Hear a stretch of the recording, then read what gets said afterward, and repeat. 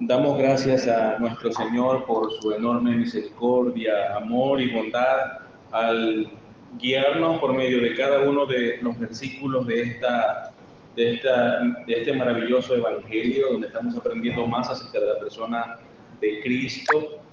Debemos agradecer a Dios porque Él es quien en su soberanía y providencia hace abundar su palabra gloriosa para nosotros. Y eso es lo que alimenta nuestras almas y nos fortalece sin duda de manera espiritual. Nosotros ya hemos estudiado 2 capítulos enteros del Evangelio de Mateo, lo hemos hecho versículo a versículo y como ya he mencionado repetidas veces, el mensaje del libro de Mateo está enfocado en el tema del reino de los cielos. Y por supuesto, ese reino tiene un rey.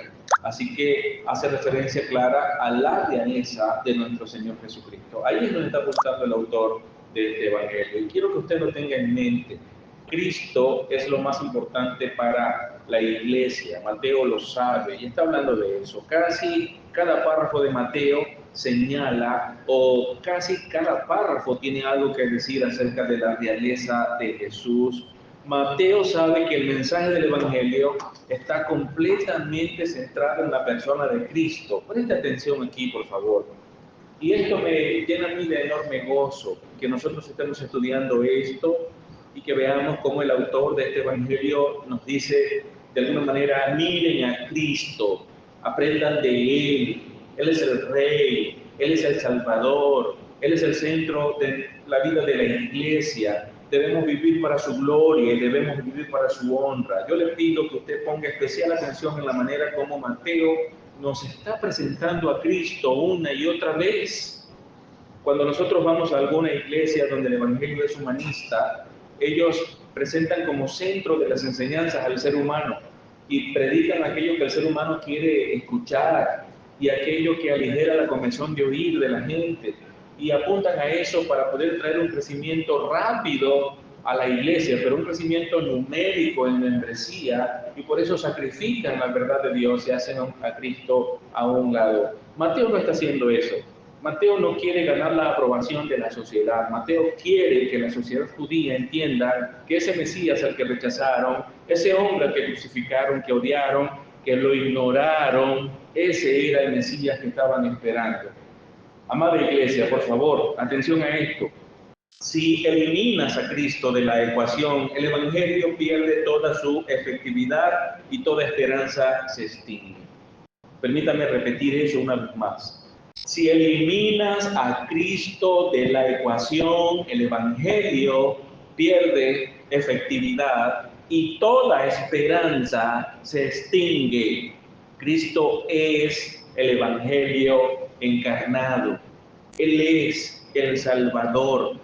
Y eso es lo que Mateo nos está presentando aquí. Por favor, preste atención. En primer lugar, él nos dice que Jesús es el Rey, su linaje real, su concepción virginal lo confirma. Y lo vemos a lo largo del capítulo número 1. Yo le ruego, por favor, que aunque esté viendo las láminas, abra su Biblia. A ver, pongan su Biblia en alto, los que trajeron la Biblia, pónganla en alto. Ok, yo le voy a pedir que la abra. Por favor, abra la Biblia. En el pasaje que nos encontramos, usted trae su Biblia para usarla. Abra su Biblia y colóquese allí, Mateo capítulo 3, y vaya leyendo conmigo. Necesito que sus ojos estén puestos en las Sagradas Escrituras y no se dejen distraer por otras cosas. ¿Sí? Entonces, en primer lugar, el autor del Evangelio nos presenta a Jesús como el Rey, nos presenta su linaje real, nos presenta su concepción virginal, porque esto confirma que Él es el Rey. En segundo lugar, Jesucristo es el Rey, y lo confirman unos magos que llegaron del Oriente y le rinden homenaje. Jesús es el Rey. 332 profecías cumplidas confirman esto.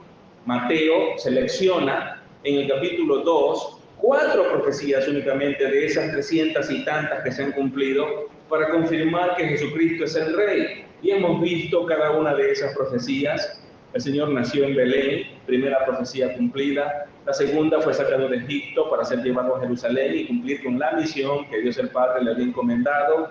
La tercera, muchos niños murieron en su lugar y providencialmente Dios lo libró, y todo esto por el odio que Herodes le tenía porque lo veía como una amenaza. Fue llamado Nazareno. Esta es la cuarta profecía cumplida en Jesucristo. Entonces, recordemos de nuevo, Mateo está presentando todo esto porque los judíos necesitaban entender que estaban en un error. Ellos estaban esperando al Mesías, pero el Mesías vino y les pasó en sus narices y no lo vieron. Entonces él está usando todos estos argumentos para mostrarles: escuchen, el Mesías ya vino, el Rey ya vino, ustedes lo mataron. Pero era importante que lo pudiesen comprender porque esta muerte también tenía un enorme significado. Esta muerte traería perdón y vida eterna para todos aquellos que se arrepintieran.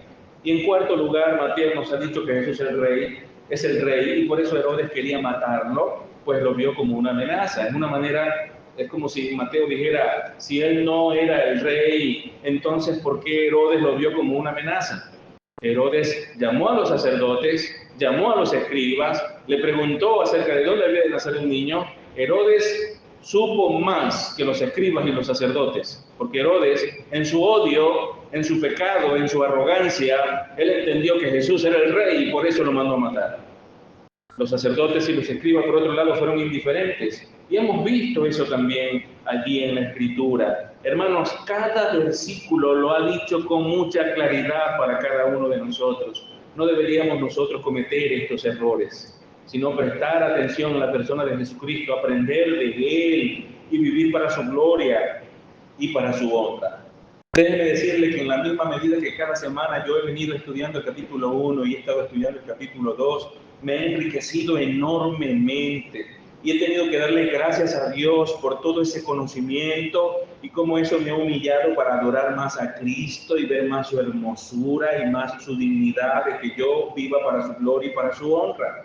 Y espero que cada uno de ustedes también sean realmente enriquecidos con todo esto que Mateo nos ha dicho solo en 2 capítulos.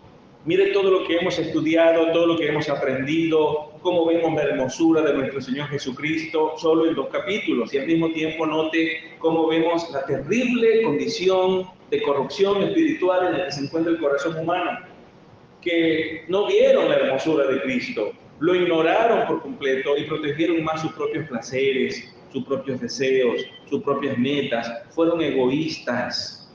Y todo esto, hermanos, cubre los capítulos 1 y 2. Todo esto que he mencionado solo en los primeros 2 capítulos del Evangelio de Mateo. Ahora en el capítulo número 3, Mateo presenta al heraldo del rey, presenta su precursor.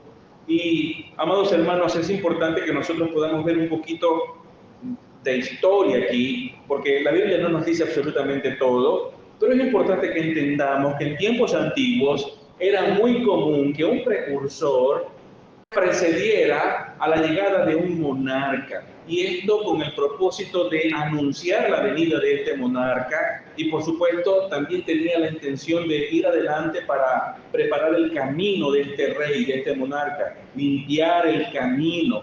Este precursor, ¿qué haría? Él iba a asesorar a las personas para que se prepararan a la llegada de este monarca. Este precursor o heraldo se encargaría de que el viaje fuese más tranquilo y lo más despejado posible para el rey. Si el camino estaba lleno de baches, el precursor en esa época se encargaba de que taparan los baches. Él iba a venir en su carroza y era importante que se sintiera cómodo. Si en el camino habían basuras, el precursor entonces se encargaba de que agarraran esa basura, la hicieran a un lado, la quemaran, que el monarca no se encontrara con un camino que estuviese sucio. Si habían escombros, si habían rocas en el camino, él se encargaba de que todo eso fuese quitado. El precursor siempre estaba acompañado de una comitiva, un equipo de trabajo que iban limpiando en la medida que él iba avanzando. Ellos estaban preparando el camino, pero al mismo tiempo el precursor se encargaba de anunciar la venida del rey a todos cuanto él estaba encontrando a su paso. mientras el camino estaba siendo preparado, mientras los baches estaban siendo llenados y los escombros se estaban haciendo a un lado, personas se iban a ir encontrando y este precursor sencillamente anunciaría con alegría que el rey venía, que el rey se acercaba, para que las personas no fuesen encontradas por sorpresa, para que se prepararan sus corazones. Así que tenía un doble deber. Uno de ellos era proclamar y también preparar el camino. Proclamar, número uno, preparar el camino, número dos, y eso es lo que el ministerio de Juan hizo por Jesucristo, el gran Rey de Dios. Por eso el título de este mensaje es El Heraldo del Rey. Juan el Bautista es ese heraldo. Juan el Bautista es ese precursor. Él vino a cumplir esos dos ministerios. Número uno, vino a limpiar el camino, vino a preparar camino delante del Rey, el Mesías, a preparar nuestros corazones. Ese camino es el corazón de las personas. Vino a anunciarles que el Rey venía. ¿De qué manera? Ya lo vamos a ver más adelante, y lo vamos a ver en este sermón, y lo vamos a ver en el próximo sermón, porque Mateo capítulo 3, esta sección tiene 6 versículos. Hoy solamente vamos a cubrir 2 versículos, y Dios mediante el próximo domingo vamos a cubrir el resto de los versículos, los 4 versículos siguientes. Me refiero específicamente solo a esta sección. Y este sermón lo voy a presentar en 2 partes, hermanos. En primer lugar, el versículo número 1, que se refiere al heraldo. Este es Juan el Bautista. Así que el primer punto de este sermón es ese, el heraldo. Y el segundo punto de este sermón se encuentra en el versículo número 2 y es el mensaje del heraldo. Ese es el segundo punto. Entonces, para que ya usted lo tenga en mente y vea la estructura en la que voy a desarrollar esta enseñanza. Número 1, el heraldo. ¿Quién es él? ¿Quién es esa persona que viene y anuncia? ¿De dónde salió? ¿Se encontraba dentro de los propósitos de Dios? ¿Dios lo envió a que hiciera esta tarea? Bueno, Mateo no nos da mucha información, pero si nosotros hacemos una comparación de lo que dicen los otros evangelios, sí vamos a encontrar información suficiente. Entonces yo le voy a pedir que podamos leer estos primeros 2 versículos de Mateo capítulo 3. Mateo capítulo 3, versículos 1 y 2. Leo en la Nueva Biblia de las Américas. Mire cómo dice: en aquellos días llegó Juan el Bautista predicando en el desierto de Judea, diciendo: arrepiéntanse, porque el reino de los cielos se ha acercado. Esa frase inicial que nosotros encontramos aquí en el versículo número 1, en aquellos días, es una frase que sirve como transición entre los capítulos 2 y 3. Cuando usted está leyendo el Evangelio de Mateo, usted no puede, el lector superficial no podría darse cuenta de la enorme cantidad de tiempo que puede pasar entre un capítulo y otro. Nosotros sencillamente leemos y en el capítulo número 2 nosotros vemos que Mateo nos cuenta que José se llevó al niño y a su madre a Nazaret y llegaron a ese lugar y allí se instalaron. Y entonces se cumplió lo que fue dicho por el profeta, que sería llamado Nazareno, y luego pasamos al capítulo 3 y dice: en aquellos días, inmediatamente nuestra mente piensa que fue justo en ese momento en el que llegaron a Nazaret que sucede lo que se está narrando en el capítulo 3, pero no es así. No es así. Esa frase, en aquellos días, no solamente se usaba como una oración de transición para pasar de un evento a otro, sino que también es una frase literaria en el griego, muy usada, que indicaba el tiempo en general, no específicamente la circunstancia como una consecuencia cronológica de lo que había ocurrido anteriormente, no, sino al tiempo en general en que los acontecimientos se estaban dando o en el que se estaban describiendo los acontecimientos. ¿Cuánto tiempo había transcurrido entonces? Algunos 30 años. Del capítulo 2, digamos el versículo 23 del capítulo 2 al versículo 1 del capítulo 3, habían pasado 30 años. ¿Qué le parece? Pastor, ¿cómo sabe usted eso? No está allí en la Biblia. ¿Cómo lo sabe? Bueno, resulta que Juan el Bautista, que es el precursor del Rey Mesías, que es el Señor Jesús, él nació aproximadamente 6 meses antes de que naciera el Señor Jesucristo. Y cuando Juan el Bautista salió para anunciar, ya era un hombre mayor.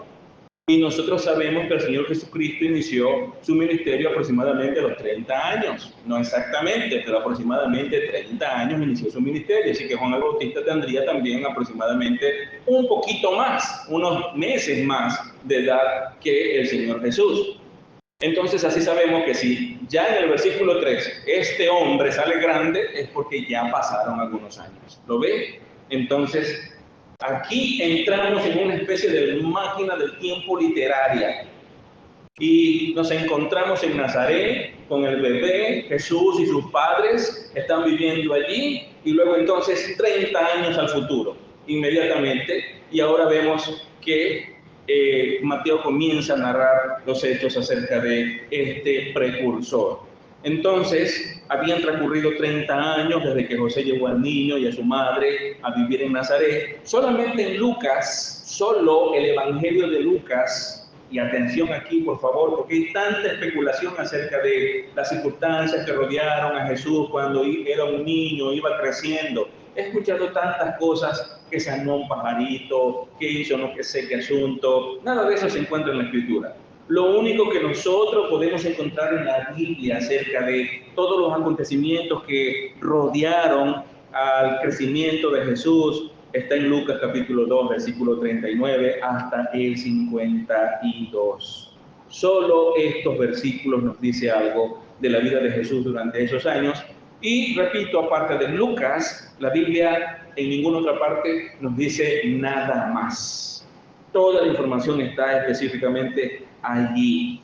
Ahora, es importante que nosotros podamos también notar que durante 400 años había habido un silencio profético y de pronto aparece Juan el Bautista. ¿Cuándo sucedieron esos 400 años de silencio? 400 años en los cuales no apareció un solo profeta, decir nada de parte de Dios. ¿Cuándo fue? Hermano, eso es lo que nosotros conocemos como el periodo intertestamentario. Usted termina leyendo el Antiguo Testamento con el profeta Malaquías y luego usted pasa al Nuevo Testamento y lee el Evangelio de Mateo. Nosotros que ya llevamos 3 años con un plan de lectura diaria de la Biblia, nosotros terminamos el día martes, por decir un día, terminamos de leer Mateo, los últimos 2 versículos de ese libro, Malaquías, los 2 últimos versículos del capítulo 4, y al día siguiente ya Mateo capítulo 1. Y así es como nosotros leemos.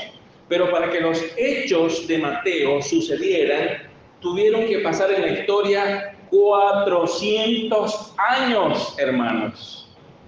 4 siglos. ¿Usted entiende eso? Eso es muchísimo tiempo. Durante todo ese tiempo no se levantó un solo profeta en la nación de Israel. Pero permítame, por favor, decirle cómo percibo yo esto. Creo que Dios en su providencia usó este silencio para que luego, cuando Juan el Bautista apareciera, llamara la atención de todas las personas en la nación de Israel. 400 años en que nadie decía hablar de parte de Dios, ningún profeta verdadero, auténtico aparecía, y de repente este hombre aparece en el panorama y comienza a proclamar a la venida del rey. Por supuesto, esto tenía que llamar la atención. De pronto aparece Juan el Bautista, la voz de una especie de Elías moderno se escucha, y muchos quedan sorprendidos y perplejos ante este anuncio y por supuesto ante este mensajero. Como les dije hace un momento, Mateo no explica el origen de este precursor, solo declara esa oración larga: llegó Juan el Bautista predicando en el desierto de Judea. Eso es lo que Mateo nos dice. ¿De dónde salió? Mateo no nos da esa información. Probablemente Mateo lo ve así porque él está escribiendo a sus compatriotas, él está escribiendo a personas que son de la misma nación a la que él pertenece, y probablemente él asume que ellos tienen el conocimiento de dónde salió Juan, por toda la relevancia que él levantó en ese momento cuando comenzó a hablar. Probablemente Juan llegó a ser muy conocido y ya sabían quién era, así que es probable que Mateo consideró que no era importante decir lo que ellos ya sabían. ¿Qué significa el nombre Juan? Bueno, hermanos, no era un nombre poco común. Juan era un nombre judío muy usado en la época. Muchas personas se llamaban Juan. Solo aquí en el Nuevo Testamento vemos a Juan el Bautista y también vemos a Juan el discípulo. ¿Lo ve? Ya hay dos Juanes. Entonces es porque esto era un nombre muy común en esos tiempos. Y el significado del nombre es Dios es misericordia. Dios es misericordia, un significado muy apropiado para el ministerio que este hombre estaba desarrollando. Porque, hermanos, el Evangelio es la expresión de la misericordia de Dios. Porque nosotros no merecemos salvación. Nosotros no merecemos perdón de los pecados. Nosotros no merecemos que Cristo venga a cumplir la ley en nuestro lugar. No merecemos que Cristo tome nuestro lugar en la cruz del Calvario, que muera por nosotros, que pague por nosotros, que enfrente la ira de Dios por nosotros. No merecemos eso. Nosotros merecemos ser castigados eternamente, porque ante Dios todos nosotros, cada uno de nosotros, somos culpables de pecado. ¿Me oye? No hay uno solo que pueda decir, libre soy de mi pecado. Todos somos culpables de pecado ante Dios. Así que me parece que Dios muestra su misericordia, nos da el trato que no merecemos mediante el Evangelio de nuestro Señor Jesucristo, donde nos da el perdón y la salvación que no merecemos. Dios es misericordioso. Ese es el significado del nombre Juan. El término bautista también puede ser traducido como el que bautiza. Y es por esa razón que en algunas versiones usted no va a encontrar Juan el Bautista, sino Juan el Bautizador. Algunos han querido pensar, y bueno, hubiese sido bueno que haya sido así, pero él no era Juan el Bautista porque pertenecía a la primera iglesia bautista de Jerusalén. No había denominaciones en esa época. Sí, él lleva el nombre de Juan el Bautista porque su ministerio tenía como una de las principales responsabilidades era bautizar. Eso era parte de su ministerio. Y recuerde que la simbología del bautismo era mostrar a las personas de manera pública aquello que ya había ocurrido en el corazón de la persona que era bautizada. La persona se había arrepentido de sus pecados y por eso era sumergido en el agua. Había muerto al pecado, había muerto a la impiedad, a la maldad. Y cuando él sale del agua, nace de nuevo.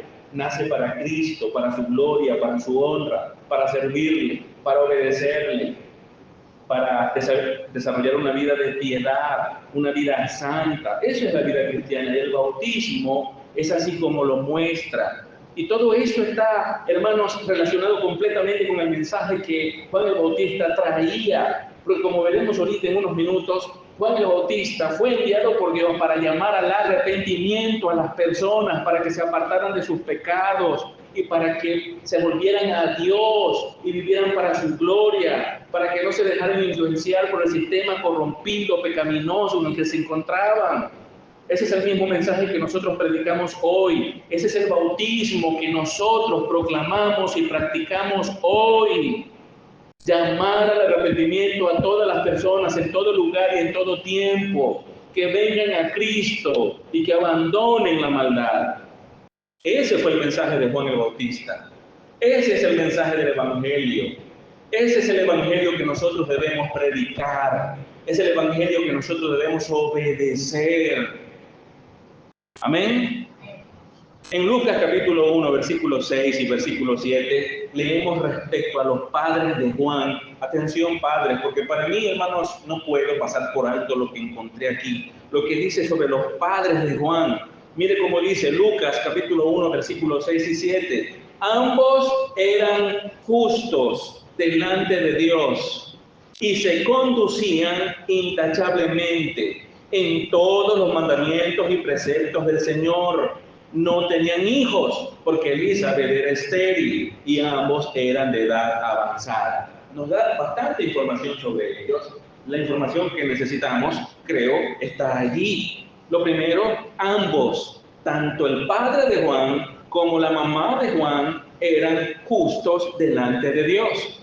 Nosotros hemos leído ya en Romanos capítulo 3 que el apóstol Pablo dice, justo no hay ni siquiera uno. Y ahora aquí leemos en Lucas que dice que los padres de Juan eran justos. Entonces, ¿quién dice la verdad, Pablo o Lucas? No creo que Lucas esté contradiciendo a Pablo porque Lucas fue enseñado por Pablo. Pablo era su maestro. Entonces, ¿cómo es que eran justos si Pablo dice que justo no hay ni siquiera uno? Recuerde que en la epístola de Pablo a los romanos, el mensaje central es el Evangelio de Dios. Y Pablo está diciendo que todos necesitamos arrepentirnos y poner la fe en el Señor porque ese es el único medio para salvación. En el capítulo 4, Pablo dice que Abraham fue justificado, sí, pero fue por medio de la fe, no por obedecer la ley, no por cumplir la ley. Recuerde que cuando Abraham fue justificado, la ley todavía no había venido al mundo. La ley vino 600 años después, así que no era posible que Abraham conociera la ley. Entonces, la tesis de Pablo en Romanos 4 es que Abraham fue justificado por medio de la fe, no por las obras, no por méritos propios. Entonces, así entendemos que todo el tiempo en el Antiguo Testamento las personas eran justificadas igual que en el Nuevo Testamento, hermanos. Ellos tenían que arrepentirse de sus pecados y tenían que poner la fe en Dios. En el Antiguo Testamento la salvación era por medio de la fe en un sacrificio que se haría en el futuro. Ellos tenían poca revelación, ellos todavía no entendían muy bien cómo sería ese sacrificio, todavía no entendían bien de qué manera el Mesías les iba a dar salvación, pero con base en la poca revelación que ellos tenían en ese momento histórico, ellos ponían la fe en eso que Dios les había mostrado de ese sacrificio futuro y ellos eran salvos. Ahora, ¿cómo sucede con nosotros hoy? Nosotros tenemos una revelación más completa, ya tenemos el canon cerrado, las escrituras ya están en nuestras manos, ya sabemos cómo iba a ser el sacrificio porque ya se hizo, ya sabemos cómo iba a ser el Mesías porque ya vino y las escrituras nos hablan en detalle de él. ¿Cómo nos salvamos nosotros? Bueno, no tenemos que mirar hacia el futuro como hacían las personas del Antiguo Testamento porque el sacrificio no había ocurrido aún.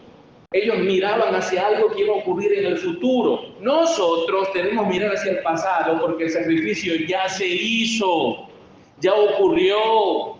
Entonces recibimos salvación del mismo modo. La diferencia es que en lugar de mirar al futuro, miramos al pasado. Ellos miran al futuro, pero la salvación es igual en el Antiguo y en el Nuevo Testamento. Es la misma salvación por medio de la fe en la persona de Cristo solamente. Amén. Entonces, ¿cómo podemos nosotros entender que el papá y la mamá de Juan el Bautista, ellos eran justos delante de Dios por medio de la fe? Porque no había otra forma, porque la Biblia solo nos pone ese único fundamento para ser justificados. ¿Lo ven? Ellos habían creído en Dios y en la revelación que se les había dado. Ellos habían entendido que vendría un Salvador y habían puesto su fe en la promesa. Y su fe en la promesa les había impartido la justicia misma de Dios. Ellos habían sido justificados como resultado de que eso era real. Porque una persona que realmente ha creído en el Señor va a llevar una vida santa. Atención aquí, por favor. Como resultado de haber puesto la fe en el Señor y de ser verdaderamente justificados, vamos a llevar una vida santa. Y eso también lo vemos en los padres de Juan. Tanto su papá como su mamá dice, ponga sus ojos allí en el versículo. Cada uno de ustedes, por favor, lea conmigo. Mire ahí el versículo. Se conducían intachablemente. ¿Lo ve? Ahí lo dice claramente, sí, yo sé que aquí está la pantalla, pero no me haga subirla. Yo necesito que usted vea su Biblia, abajo, la mirada. Su Biblia abierta, a ver. ¿Lo ve en el versículo? Quiero que vea la Biblia, es la palabra de Dios la que está hablándole a usted. No soy yo. ¿Lo ve? Se conducían intachablemente. Este es el resultado de la fe verdadera. Este papá y esta mamá eran cristianos. Realmente, ellos eran salvos. Y se conducían así en todos los mandamientos y preceptos del Señor. Ellos no veían la palabra de Dios como algo buffet. Usted va a un buffet, ¿cómo hace usted? Usted selecciona la comida que usted quiere. Si quiere agarra pasta o agarra puré de papas o agarra una ensalada cruda por allá, si quiere agarra carne o agarra pollo, y usted agarra lo que quiere. Así las personas creen que pueden venir a la palabra de esa manera. Bueno, el mandamiento que me conviene lo agarro, el que no lo ignoro, el versículo que me gusta lo tomo, el otro no le hago caso. Y como la gente es así, hay escrito una Biblia de promesas. Y la gente se compra su Biblia de promesas. ¿Por qué es que las promesas son tan agradables para mí? A mí me gustaría que escribieran una donde resaltaran los deberes, los mandamientos, los principios que tenemos que obedecer, porque ahí es donde tenemos que someter la carne, porque las promesas nos gustan a todos, pero deberíamos poner especial atención a los mandamientos de Dios, a los principios que Él nos pide que nosotros obedezcamos. ¿Haces eso en tu vida? Yo sé que muchos aquí no se están conduciendo de manera santa, hermanos. Yo sería muy tonto si pensara, por ejemplo, que ningún joven en esta iglesia ve pornografía. Con el uso del teléfono, con el internet. Probablemente varios de ustedes ya están hundidos en ese mundo y se están haciendo daño y están envenenando sus mentes. No solamente los jóvenes, hombres y mujeres casados. Aquí seguro también lo han hecho. Y lo hacen. Y cuando papá y mamá dicen, mi hijo no, ay Señor, me provoca sobarle así, viene acá, pobrecito papá y mamá. Mi hijo no.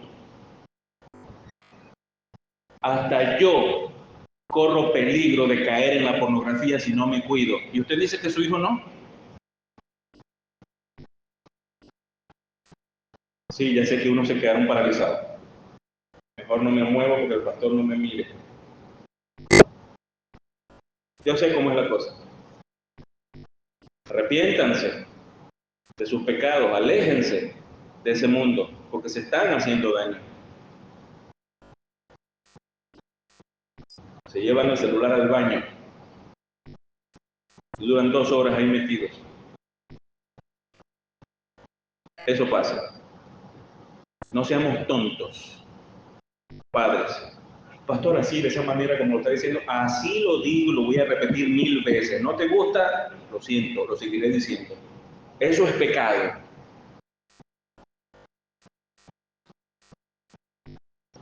¿Hasta cuándo vamos a estar con esas sinvergüenzuras?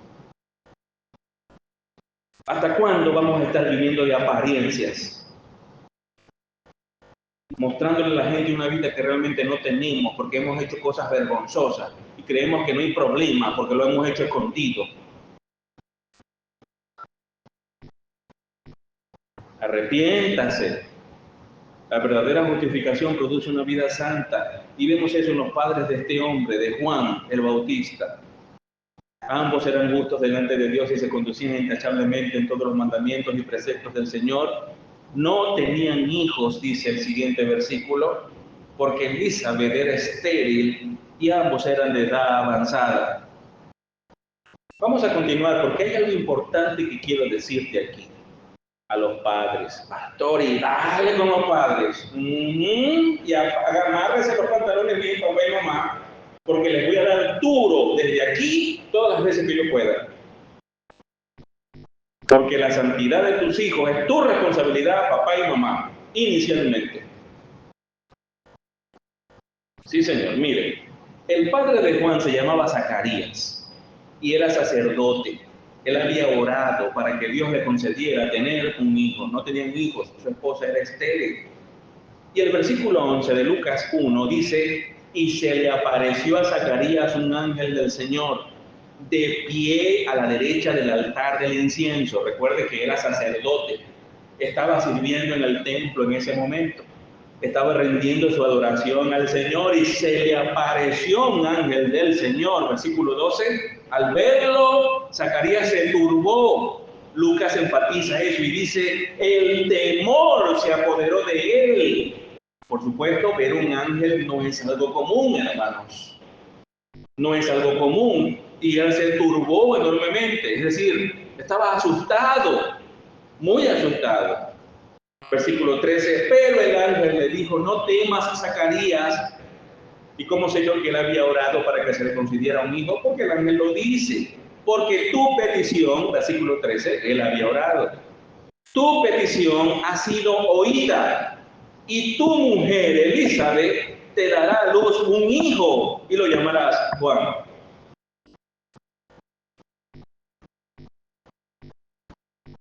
Usted ve todo lo que este versículo transmite, la soberanía de Dios en la manera como los hijos de Dios se conducen en su familia. ¿Quién gobierna el hogar? Cristo. Y debajo de Cristo, el cabeza de hogar con su esposa. Ya, listo. Nadie más.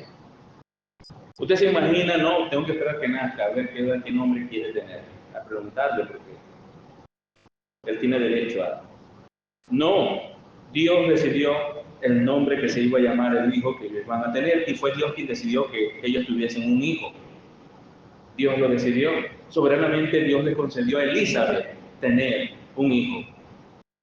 Era estéril. Esto es una concepción sobrenatural, no virginal, como en el caso del Señor Jesucristo. No virginal. Pero también fue sobrenatural porque, humanamente hablando, su cuerpo no tenía la capacidad de tener hijos. Dios le concedió esa capacidad porque tiene el poder para hacerlo. Pero ¿a quién se lo concedió Dios? No a cualquier padre y cualquier madre. El texto dice claramente que eran un matrimonio justo. Era un hombre y una mujer justos delante de Dios, que obedecían los mandamientos de Dios, obedecían los preceptos del Señor. El texto es claro allí. Así que Dios le concedió a un matrimonio obediente a la palabra, un matrimonio piadoso, les concedió tener un hijo que Dios usaría con poder más adelante. Hermanos, esto es algo específico para la vida de Juan el Bautista, pero esto nos muestra que realmente Dios desea que nosotros seamos un matrimonio piadoso. Dios escogió un matrimonio piadoso para enviar al precursor del Mesías. ¿Acaso Dios no desea que nuestros hijos también le sirvan, que nuestros hijos sean instrumentos en las manos del Señor? Por supuesto. Y por eso el Deuteronomio 6 le ordena a los padres que asuman la responsabilidad y la cumplan activa e intencionalmente de formar a sus hijos en el conocimiento de la palabra de Dios. Es decir, en familia deben estudiar la Biblia en el hogar. Enseñar a los hijos a la lectura bíblica, enseñar a los hijos a la oración, enseñar a los hijos a la adoración, enseñarles a depender de Dios, a amar a Dios y a obedecerle. ¿De quién es esa responsabilidad? De papá y mamá, y deben cumplirla en el hogar. ¿Lo estás haciendo? ¿Te estás enfocando en eso? Estas eran personas piadosas. La soberanía de Dios entonces se deja ver.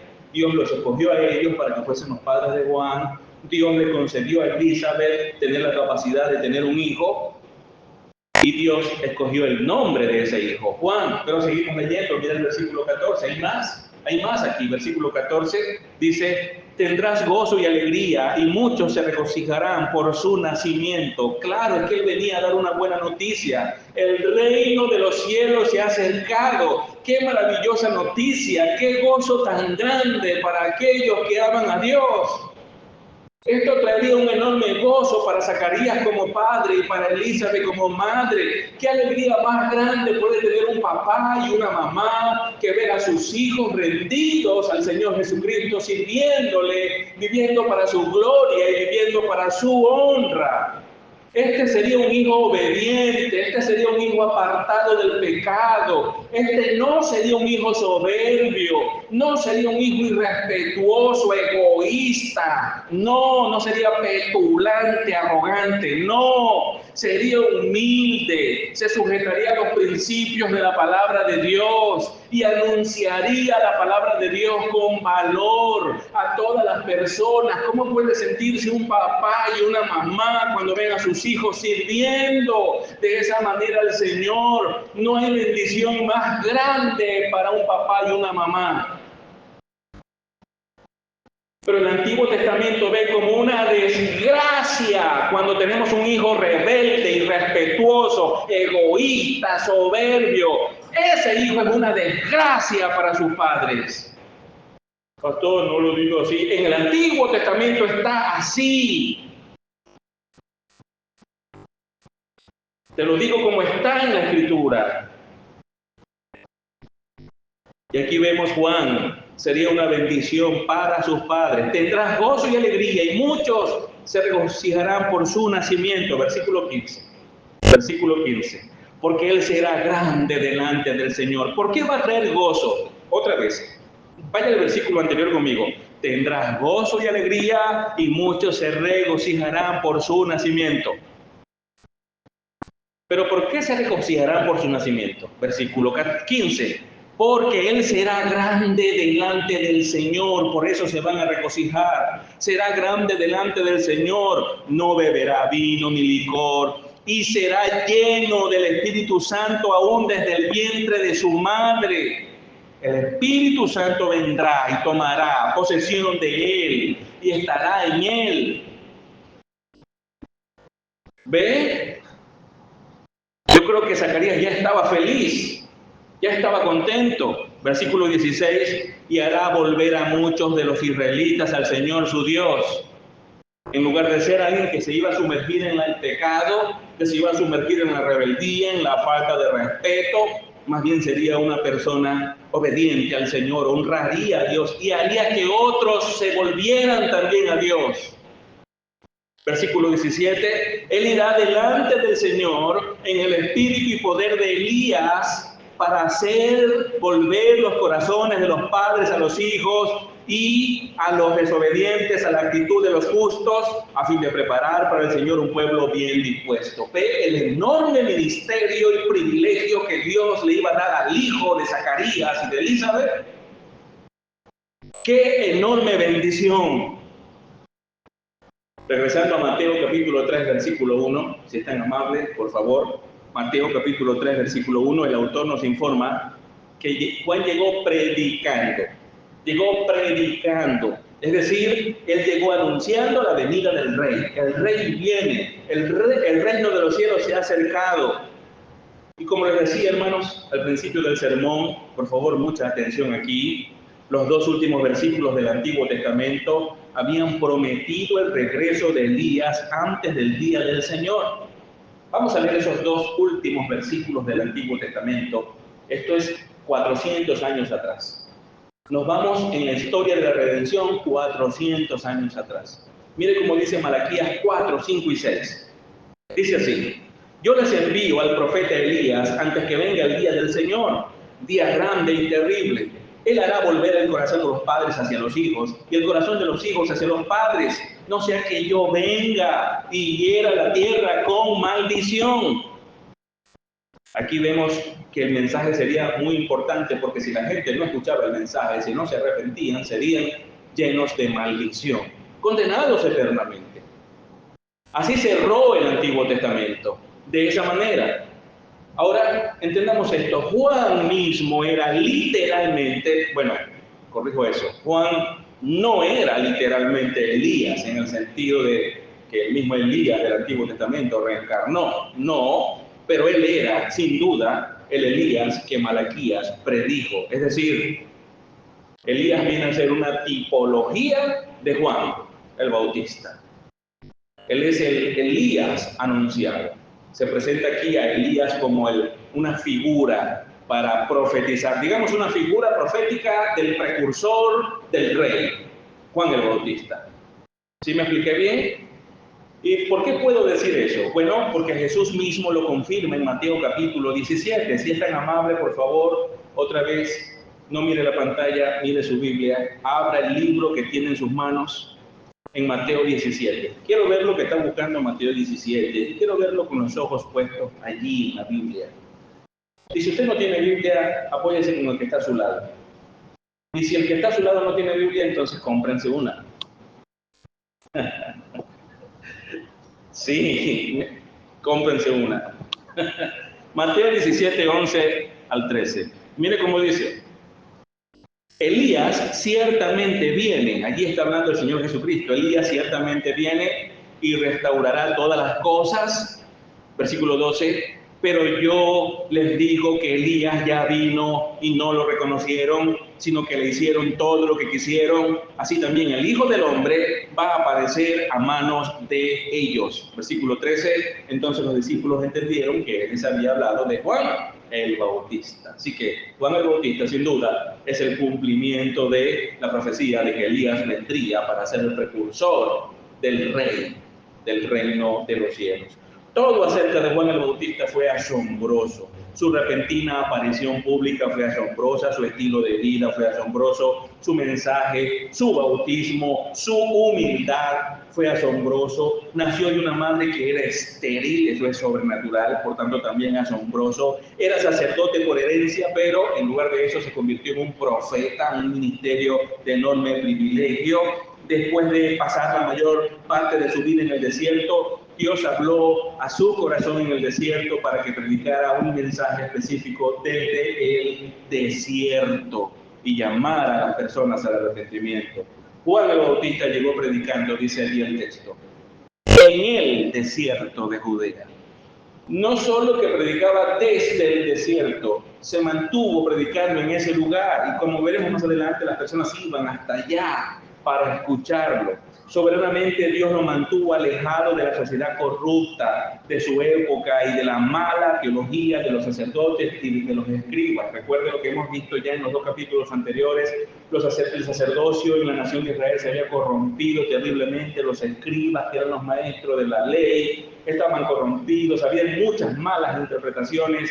La nación de Israel había producido un sistema de justificación propio por obras. Ellos pensaban que por ser circuncidados, por tener la ley, por tener el templo, por ser judíos, hijos de Abraham, ya heredarían el reino de Dios y vivían como mejor les parecía. Ellos tenían ciertos conceptos completamente errados, pensaban que Abraham estaba en la puerta del infierno cuando un judío moría, Abraham estaba allí cuidando de que ningún judío entrara al infierno solo por ser judío, imagínense, ellos pensaban todo eso, así que la teología era corrompida, era mala, era totalmente equivocada, ellos estaban completamente errados. Más adelante en Mateo capítulo 5 vamos a ver al mismo Señor Jesucristo corregir todos los errores teológicos de los maestros de esa época. Pero aquí Juan, Dios lo mantuvo en el desierto. ¿Por qué? Bueno, podemos decir esto, para que no se corrompiera con la sociedad corrupta y su pensamiento y sus ideologías y filosofías, y para mantenerlo alejado de la mala teología que imperaba en el entorno de esa nación. Dios lo apartó, Dios lo puso allá en otro lugar, en el desierto, y que desde allá predicara para que su teología fuese correcta, fuese pura, limpia, bíblica, sin influencia alguna por la corrupción de los pecados de la sociedad de ese entonces. ¿Lo ve? Juan, llamó a las personas a salir del sistema corrupto. Juan llamó a las personas a limpiar sus mentes de esa teología equivocada, de esa mala teología. Bien, hermanos, hasta aquí nosotros hemos visto entonces el heraldo del rey. ¿Quién era Juan? Ahora vamos al versículo 2 de Mateo 3, por favor. Otra vez, vaya a su Biblia, ponga sus ojos allí y lea conmigo ese versículo. Mateo capítulo 3, mira el versículo número 2. Arrepiéntanse porque el reino de los cielos se ha acercado. Ese es el mensaje del heraldo. Ese es el mensaje que él predicó. Hay que leerlo de nuevo, hermanos, porque este es el evangelio predicado por Juan el Bautista. Este es el evangelio que ha querido ser tergiversado por la teología de la prosperidad, por las enseñanzas humanistas, llenas de psicología, de muchos predicadores hoy. Y esto ha hecho mucho daño a las iglesias. Este es el evangelio bíblico, limpio, puro, que nosotros debemos anunciar. Arrepiéntanse, porque el reino de los cielos se ha acercado. Es una frase que debemos usar. Toda la actualidad que tenía en ese momento la sigue teniendo hoy. Este mensaje sigue siendo tan relevante en nuestros días como lo fue en el mismo momento que Juan el Bautista desde el desierto llamó a las personas a escuchar ese mensaje. No hay razones para cambiarlo. Este es el mensaje que Dios el Padre le entregó. Su responsabilidad era anunciar el mensaje, no cambiarlo, no mejorarlo, no editarlo, no suavizarlo, no. Tenía que ser fiel a la presentación de ese mensaje, así le costara la vida. Por cierto, le costó la vida. Le cortaron la cabeza, pero no importó, él fue fiel a ese mensaje. ¿Hasta qué punto vas a ser tú fiel al mensaje del Evangelio? Pero esto es lo que la Biblia nos dice, Mateo 3:2. Como podemos notar, el mensaje que Juan el Bautista proclamaba entonces era claro, era sencillo y era directo. Era directo. Una vez alguien me dijo, pastor, yo creo que eso de decir que la gente es culpable de pecado y decir que se arrepiente es ofensivo. Pastor, ¿no será posible predicar el evangelio de otra forma? Me dijo alguien. Yo le dije, bueno, si eliminas la palabra pecado, culpa y arrepentimiento del evangelio, ya no estás predicando el evangelio. Y si haces eso, pecas. Ese es el mensaje que Dios nos dio. Y tú no puedes ser más amoroso y misericordioso y compasivo y benevolente que Dios. ¿Ve? No, yo mejor no le voy a decir a mi primo, a mi amigo, que son pecadores culpables, que tienen que arrepentirse. No, es ofensivo. Sí, es ofensivo. Estoy de acuerdo.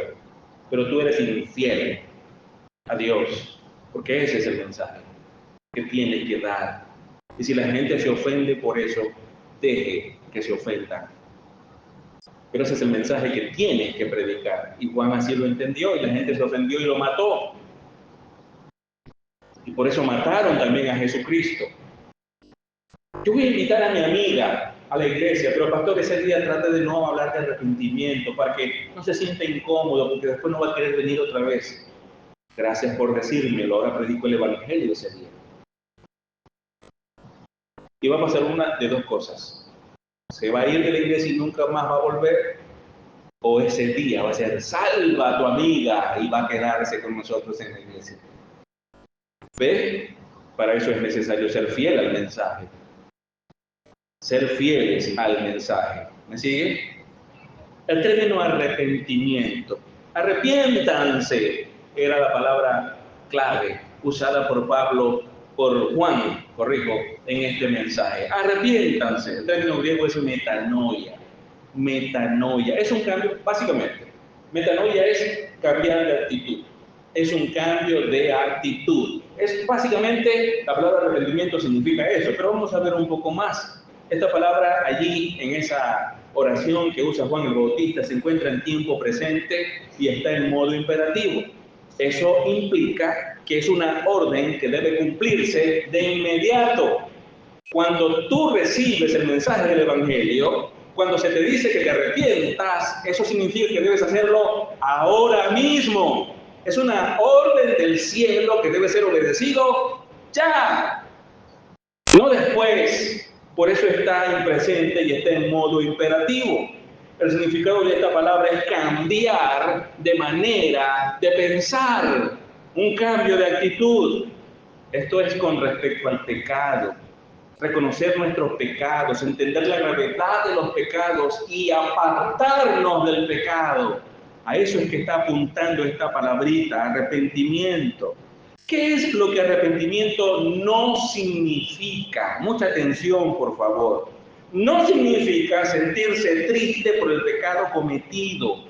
Una mera tristeza, ay, estoy triste porque le fui infiel a mi esposa, qué triste estoy, pero mañana otra vez vuelvo a ser infiel.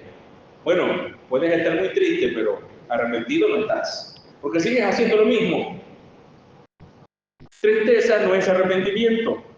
El énfasis de la palabra arrepentimiento no está en los sentimientos, hermanos. Repito, el énfasis de la palabra arrepentimiento no está en los sentimientos, sino sobre la mente o el propósito de cambiar de aquel que se arrepiente. ¿Lo ve? No se trata de sentimientos, sino aquí, la mente. Juan estaba llamando a las personas a cambiar su modo de pensar respecto de sus pecados y entender su estado de culpa y aceptarlo. Verse a sí mismos como pecadores bajo el juicio del Señor por su rebelión en contra de Él. Ese es el mensaje de Juan. No significa arrepentimiento, no significa tratar de hacer las cosas mejor. Bueno, he cometido muchos errores, trataré de hacer las cosas mejor. Eso no es arrepentimiento, sino volvernos de una vida de pecado a Dios. Volvernos de la pecaminosidad, de la desobediencia, de la rebeldía, del egoísmo a Dios para honrarlo, para vivir para su gloria. Eso es arrepentimiento. El término arrepiéntanse no es muy diferente en su significado al vocablo creer. Esto nosotros lo podemos deducir de la descripción que el Evangelio de Juan hace del ministerio de Juan el Bautista. Porque fíjense, Mateo está diciendo que el ministerio de Juan estaba enfocado en llamar al arrepentimiento, pero mire cómo lo dice Juan. Mire cómo lo dice, no Juan el Bautista, Juan el discípulo. Vamos al Evangelio de Juan, por favor, si es tan amable. Otra vez, abra su Biblia en el Evangelio de Juan y ponga sus ojos allí. ¿Por qué quiero que hagamos esto? Porque me parece que están perdiendo la práctica de cambiar de un libro a otro en la Biblia. Porque me doy cuenta que varios de ustedes leen su Biblia y la tienen ahí cerradita, hasta con el cierre así, miren, en la pierna. Ese cierre se va a oxidar y un día no les va a abrir. Ok. Juan 1.7, sus ojos allí. Ahí, por favor. Juan 1.7. Está hablando de Juan el Bautista. El Evangelio de Juan está hablando de Juan el Bautista. Este vino como testigo para testificar de la luz, a fin de que todos creyeran por medio de él. ¿Ve? Aquí el término creer se está usando como un sinónimo de arrepentimiento. Es lo que está ocurriendo aquí. Entonces, por favor, mucha atención. Arrepentimiento enfatiza el lado negativo de la salvación. ¿Por qué? Porque me alejo de los pecados, me aparto de los pecados. Por eso se refiere a arrepentimiento. Arrepentimiento es con respecto a la relación que yo llevo con el pecado. Me arrepiento. Le doy la espalda al pecado, mientras que el término creer enfatiza el lado positivo. Me humillo ante Cristo. Lo que antes hacía con el pecado, que me arrodillaba ante el pecado y me abrazaba con el pecado, ahora me arrepiento, es decir, lo dejo. Le doy la espalda y ahora me humillo ante Cristo y me abrazo con Cristo y permanezco en Cristo. Eso es creer. Entonces, arrepentimiento y fe siempre van juntos. El que se arrepiente para salvación, automáticamente ejerce fe para salvación también. No es posible arrepentirse verdaderamente de los pecados sin ejercer fe en la persona de Cristo, y no es posible tampoco ejercer fe en la persona de Cristo y no arrepentirse de los pecados. Por eso es que no es posible aceptar a Cristo como Salvador y no aceptarlo como Señor. Si Cristo no es el Señor de tu vida, tampoco es tu Salvador, amado hermano. Entienda eso, por favor. Porque ya me he encontrado un montón de personas aquí, en el pasado había, yo espero que hoy no, que pudiera haber uno por ahí, por eso lo estoy diciendo, o más de uno. Y me los consigo también en otras congregaciones. Yo puedo ser cristiano y al mismo tiempo, bueno, estoy en el pecado, porque lo que pasa es que soy un cristiano auténtico, pero cristiano carnal. ¿Cristiano carnal? Eso no es bíblico. O eres de Cristo y le sirves, o le sirves al pecado y estás muerto espiritualmente. Pastor, pero un cristiano peca. Sí, pero no permanece en el pecado. Cuando un cristiano peca, sabe que ha ofendido a Dios y se duele en su corazón y no puede tener paz y necesita confesar su pecado porque no tendrá paz y no tendrá gozo hasta que confiese su pecado y lo ayuden a ser restaurado.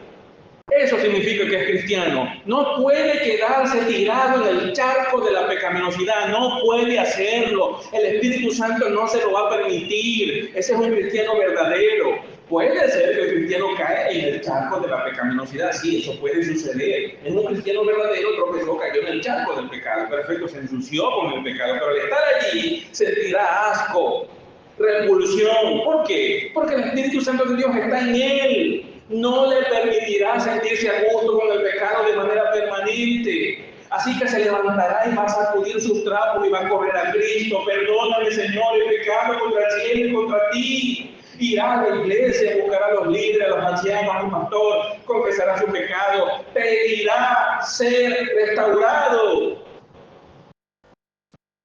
El arrepentimiento y la fe siempre van de la mano. Siempre. ¿Tienes fe en el Señor? Te arrepientes de los pecados. ¿Te arrepientes realmente de los pecados? Tienes fe en el Señor y lo obedeces y le sirves. ¿Lo ves?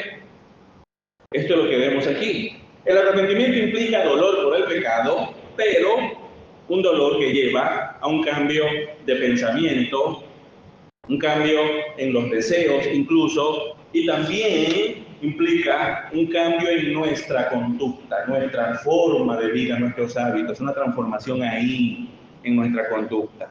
Pablo lo declara en términos bastante sencillos en 2 Corintios capítulo 7, versículo 10. Mire cómo dice: porque la tristeza que es conforme a la voluntad de Dios produce un arrepentimiento que conduce a la salvación.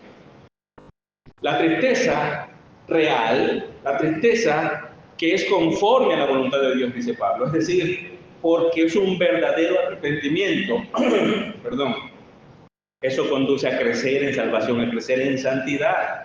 Esto es una tristeza que es producida por el Espíritu Santo que está en el creyente, una tristeza por el pecado cometido. Mucha gente hoy peca y cuando se ponen tristes o molestos, no es por el pecado que cometieron, sino porque fueron disciplinados. Lo he visto muchas veces. Una persona peca y está tranquilo hasta que se descubre su pecado. Y cuando se le coloca la disciplina, están deprimidos. Pero no porque pecaron y ofendieron a Dios y le hicieron daño a la esposa, a los hijos, al círculo cercano, a la iglesia. No, eso no les importa. Lo que están mal es porque los disciplinaron. Lo que les duele es el castigo. Y ya esas son razones para que dudes de que eres cristiano. ¿Oíste? ¡Aló! Sé que se me habían ido, pero no, están aquí todavía. Dios llama a un cambio y a una transformación radical, amados hermanos, que afecta a la mente. Una transformación radical que afecta nuestra voluntad, afecta incluso nuestras emociones, porque son emociones que empiezan a ser controladas por el Espíritu Santo de Dios. El incrédulo es controlado por las emociones. El creyente es controlado por el Espíritu Santo, por eso el creyente no es controlado por las emociones, sino al revés. El creyente controla las emociones porque el Espíritu Santo controla al creyente. ¿Ve eso? Es así. Evalúese usted a la luz de esto. Usted tiene que caminar así como lo que dice la Escritura. Afecta a todo nuestro ser el verdadero arrepentimiento. Todo lo que somos lo afecta. Todo. El cambio tiene que notarse. Tiene que notarse. Arrepentimiento fue exactamente el mismo mensaje que Jesús y sus apóstoles predicaron, el mismo. Juan el Bautista vino a predicar ese mensaje. Cuando Jesucristo comenzó a predicar después en lugar de Juan, predicó el mismo mensaje.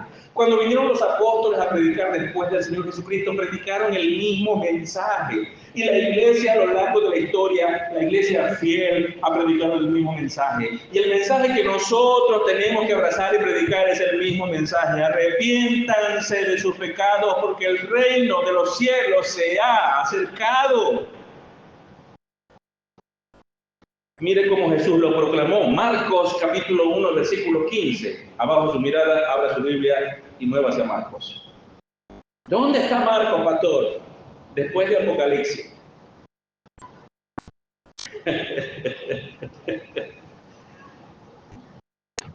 Marcos capítulo 1, versículo 15. ¿Qué proclamó Jesús? El tiempo se ha cumplido, decía, y el reino de Dios se ha acercado. Arrepiéntanse y crean en el Evangelio. ¿Ve? Es el mismo mensaje. Ahora regresemos a Mateo 4, 17. Mateo 4, 17. Mire cómo dice. Desde entonces Jesús comenzó a predicar: arrepiéntanse, porque el reino de los cielos se ha acercado. ¿Ve? El mismo mensaje, un llamado al arrepentimiento. Pastor, yo creo que estar hablando así hace sentir incómoda a la gente. Es que ese es mi propósito. ¿Se sintió incómodo tu amigo cuando dije eso? Sí, bueno, ¿qué va? Lo logré. Porque era exactamente lo que yo quería que él entendiera, que es culpable de pecado y que si no se arrepiente se va a ir al infierno. Eso era lo que yo quería que él entendiera. Y si eso lo entendió, entonces alcancé mi propósito. Y este es el mensaje que Cristo quería que tú y yo entendiéramos. No podemos suavizar este mensaje, hermanos. No haga eso, no trate de suavizar las palabras. No es que haya un infierno, sino que, o sea, por favor, diga la verdad, no mienta. Dígale la verdad. Tus amigos, si mueren sin Cristo, un día van a estar en el infierno y van a decir: qué barbaridad, ¿cómo Tony no me dijo a mí que esta broma existía? Yo ahora estoy aquí en el infierno, no me predicó de esta cosa, me pintó pajarito. por decirlo de alguna manera. Pero hay tanto sufrimiento en el infierno que ahí no da chance de pensar en eso siquiera. Cuando yo escucho a alguien decir, me voy a portar de tal manera, no importa, así me vaya al infierno. Ay, Señor, muéstrales el infierno en un sueño solamente para que entiendan lo grave que es eso y dejen de hablar de esa manera. Lucas, capítulo 5, versículo 32. Lucas, otra vez, agarra la Biblia, ábrala. En Lucas 5:32. Mire cómo dice, no he venido a llamar a justos, sino a pecadores al arrepentimiento. ¿Lo ve? Otra vez la palabra arrepentimiento allí, un llamado al arrepentimiento. ¿Lo ve claramente? Si mi versión no coincide con la versión de usted, ahí usted más o menos trate de buscarle la idea a ese texto que tiene. Vamos de nuevo a Marcos. Esta es una práctica para que usted aprenda a buscar los libros de la Biblia. Menos mal que las Biblias no tienen bisagras, porque algunos aquí les chillaría. Moviéndose de un lado para otro. Y dígame si el tanto que tiene que no la abre se pegaron las hojas. Se rompe una hoja con otra. Entonces me rompió la hoja. Lamentable. Hay que practicar ahí en la Biblia. Marcos 6:12. Saliendo los 12, estos son los discípulos de Cristo, saliendo los 12 predicaban que todos se arrepintieran. ¿Ve? El mismo mensaje. Juan el Bautista llamó al arrepentimiento, el Señor Jesucristo llamó al arrepentimiento, los 12 llamaron al arrepentimiento. Incluso Lucas también lo dice en Hechos, capítulo 2, versículo 38. ¿Qué dice Lucas en Hechos 2:38? Mire, esto fue en su sermón de Pentecostés. Fueron las palabras de Pedro. Arrepiéntanse y sean bautizados cada uno de ustedes en el nombre de Jesucristo para perdón de sus pecados y recibirán el don del Espíritu. Otra vez el llamado al arrepentimiento. De nuevo, otra vez, Hechos 2:38, para el que todavía no ha llegado ahí. Hay algunos que están buscando Hechos. No está en el Antiguo Testamento, hermano, está en el Nuevo. ¿Sí? Ahí después de Génesis. Ok. Mire bien. Por favor, regresemos a Mateo capítulo 3. Yo espero que me digan, ay Dios mío, otra vez cuando te dónde que estaba eso. Mateo capítulo 3, en el versículo 2. La razón para el arrepentimiento, se nos ve allí, la razón para el arrepentimiento. ¿Por qué Juan llamaría al arrepentimiento? ¿Por qué? Él lo dice, ve el versículo, porque el reino de los cielos se ha acercado. Hermanos, las personas tenían que arrepentirse, o mejor dicho, tienen que arrepentirse y tienen que convertirse porque el rey vino, el rey viene. ¿Qué reino se está mencionando aquí? El reino milenial. Algunos milenaristas probablemente digan reino milenial, eso no es bíblico. Bueno, yo no soy milenarista y por medio de la interpretación histórica, gramatical y cultural de la Biblia y bíblica, llego a las conclusiones de que habrá un reino milenial aquí en la tierra. Cristo vino para instaurar un reino de 1000 años y reinar a la nación de Israel y desde allí a todas las naciones. Ay, si vino eso, ¿por qué no lo hizo? Porque lo mataron. Israel no lo aceptó, no se sujetaron y lo mataron. Pero Dios es tan sabio que dentro de sus decretos debía suceder exactamente así. ¿Por qué? Porque así se abrió una puerta para que el mundo gentil venga a Cristo en arrepentimiento. Eso dice Pablo allá en Romanos. Lo explica en esos 3 capítulos, Romanos 9, 10, 11. Acuérdese que ya pasamos por allí. Porque Dios le ha concedido endurecimiento en parte a Israel para que el evangelio sea predicado a los gentiles y ellos vengan. Y luego que esto sucede y el número de los gentiles se complete, entonces Israel se arrepentirá y todo Israel será salvo. Básicamente eso es lo que nos dice Pablo allá en Romanos. Así que el rey vino a instaurar un reino milenial. La nación de Israel no lo aceptó, lo rechazó, entonces el reino se postergó. Eso fue lo que sucedió. No es que no se vaya a cumplir, se va a cumplir, pero será más adelante. Y esto está dentro del propósito de Dios. Ahora, ¿qué estamos? Estamos en un periodo en el cual el Evangelio comienza a predicarse a todas las naciones del mundo. Vengan los gentiles a conversión. Vengan a la iglesia del Señor. ¿Y qué pasa con Israel? También le predicamos para que vengan a la iglesia.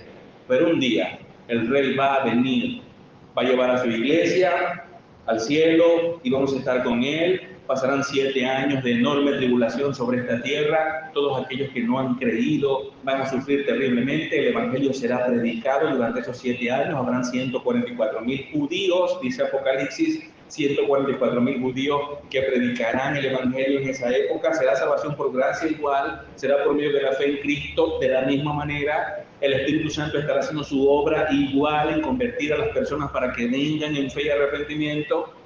7 años de tribulación, los juicios de Dios estarán cayendo sobre esta tierra. Apocalipsis capítulo 6 hasta Apocalipsis capítulo 18 hace una descripción de 7 sellos que derraman juicios, 7 trompetas que derraman juicios peores que los 7 sellos, luego 7 copas de la ira de Dios que derramarán juicios más terribles que los juicios de las trompetas y los juicios de los sellos. Y luego, finalmente, Apocalipsis capítulo 19 nos habla de la venida del Rey de Gloria. Vendrá, destruirá a Satanás, lo enviará al abismo por 1000 años. Todos los que no se hayan arrepentido serán condenados y también enviados al abismo. Y las personas que estén vivas y hayan creído en el Señor, ellos entrarán en ese periodo de reino que durará 1000 años. El Señor Jesucristo reinará sobre esta tierra. Él será el único regente, el único gobernante a todas las naciones del mundo.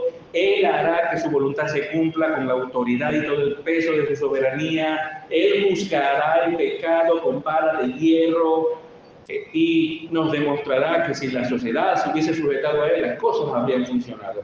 1000 años durará ese reino. No se pudo colocar ese reino porque Israel no creyó. Las personas tienen que arrepentirse y convertirse porque el rey viene. Eso fue lo que dijo Juan. Quienes no se arrepienten, no se convierten, no pueden darle al Rey Celestial la gloria que él merece porque no le pertenecen a él, no son del rey. Y no son aptos para pertenecer al reino celestial porque para pertenecer allí había que arrepentirse. Con ese mensaje, entonces Juan el Bautista hizo pedazos la teología que los judíos tenían. Ellos decían, el rey que viene, el Mesías, es nuestro rey. El reino que él traerá será nuestro reino. Y pertenecemos a ese reino porque somos judíos. Y solo por serlo ya somos miembros del reino y él es nuestro rey. Y Juan les dijo, no, si ustedes no se arrepienten, van a perecer. El rey viene y ustedes tienen que arrepentirse de sus pecados y convertirse al Señor Jesucristo. De lo contrario, serán condenados. Predicó un mensaje que no fue bienvenido, la gente no se sintió cómoda. Preste atención, mire. Cuando usted diga, ay, mi amigo y mi amiga no se sintieron cómodos en la iglesia porque fue un mensaje muy ofensivo. Bueno, vea que eso fue lo que pasó. Juan el Bautista predicó el mensaje que Dios le dijo que predicara y la nación de Israel se sintió ofendida y lo mataron. Pero eso no le da la razón a la nación de Israel. O usted ahora quiere, ay, Señor Dios, quiero darte un consejo.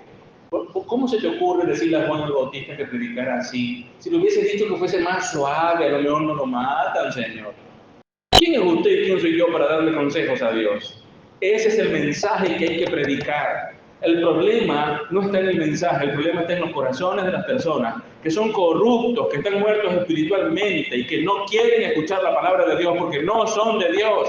Y si permanecen así van a morir eternamente en el infierno. Pero nosotros sabemos que desde antes de la fundación del mundo, Dios el Padre escogió para sí, de manera incondicional y por su voluntad libre, a un grupo de personas para hacerlos nacer de nuevo y darles vida eterna. Por eso sabemos que el Evangelio al final triunfará. Juan el Bautista fue fiel en proclamar su mensaje. Aquí vemos, el heraldo es el precursor del rey. Él vino anunciando al rey. El rey viene, preparen sus corazones, el rey viene y los llamó al arrepentimiento. Ahí tenemos el heraldo, su mensaje y cómo esto nos habla para que nosotros también seamos fieles y cumplamos con nuestra responsabilidad. Amén. Póngase de pie, por favor, y demos gracias al Señor por su palabra predicada en este día.